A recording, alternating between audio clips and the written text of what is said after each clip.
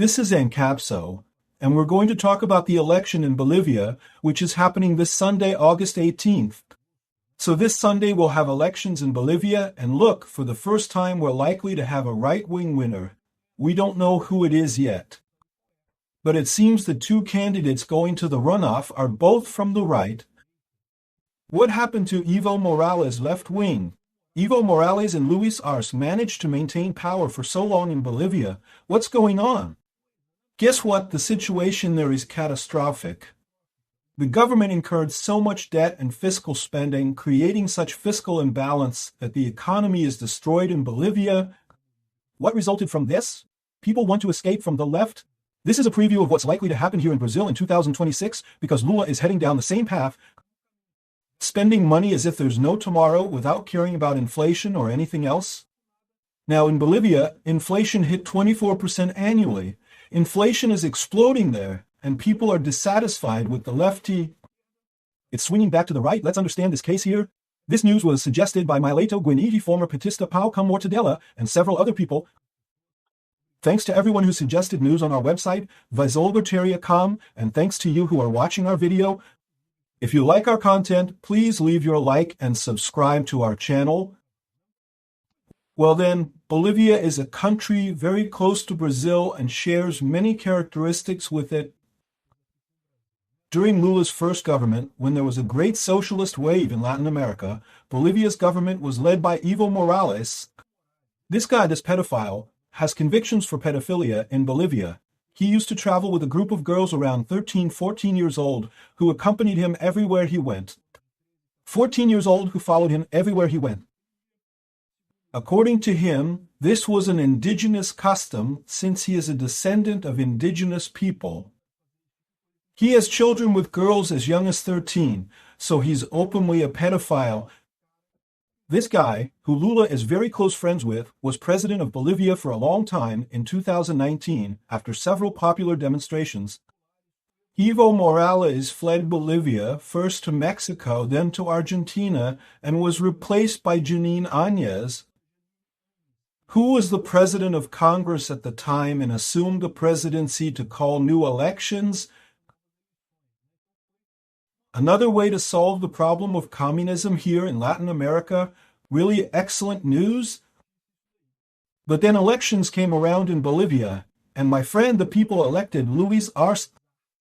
Luis Arce is a comrade of Evo Morales, another leftist. That's what I'm telling you. We in Latin America have a serious problem. This really isn't possible. Here in Brazil, people elected Getúlio Vargas. Getúlio Vargas. Think about it.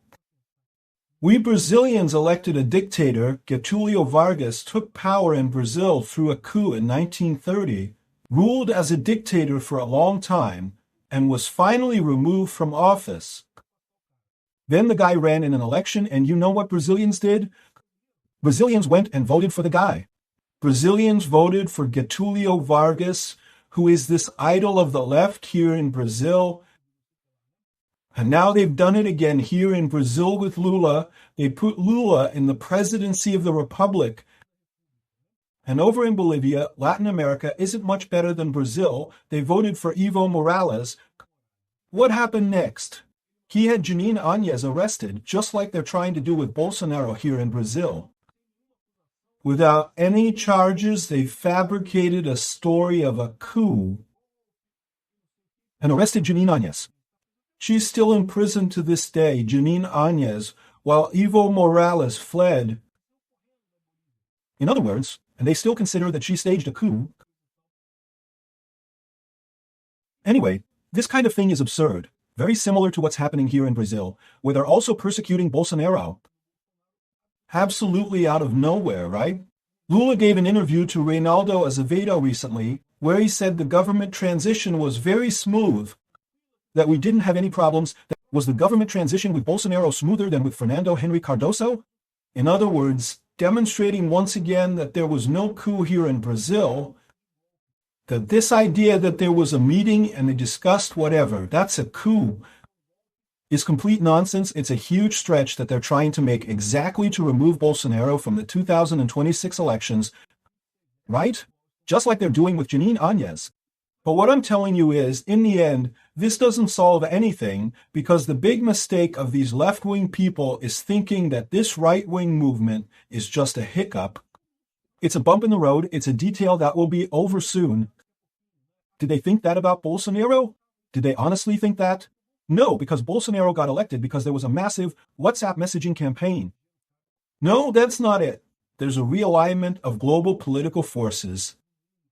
Due to decentralized and distributed information, people are moving more to the right, and there in Bolivia, it's the same things.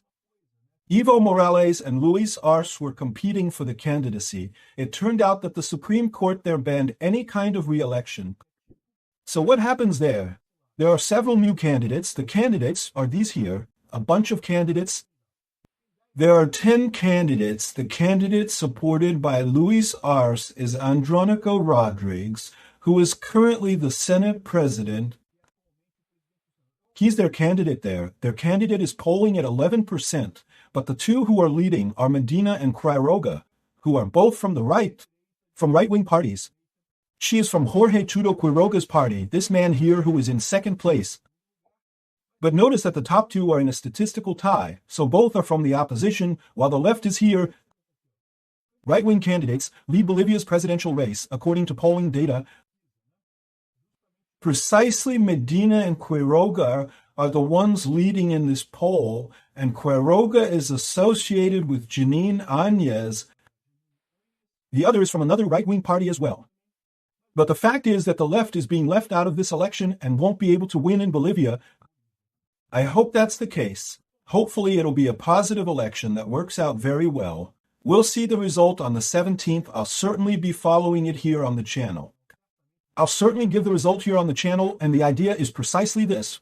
What I tell you, the big mistakes of these left-wing people is thinking that the right is a passing movement, something that's getting in the way here and will end quickly. It won't. They're seeing this kind of thing. Did they manage to elect Luis Arce in Bolivia? It's true. What happened with that? Runaway inflation, enormous economic problems. Here's the situation. No bread, no gasoline, and no dollars. The crisis in Bolivia before the elections, people are saying here that they can't buy bread. There's no bread because Bolivia nationalized the gas refineries, the gas refining units in Bolivia, including Petrobras facilities, taking control of 2 Petrobras refineries that were located there.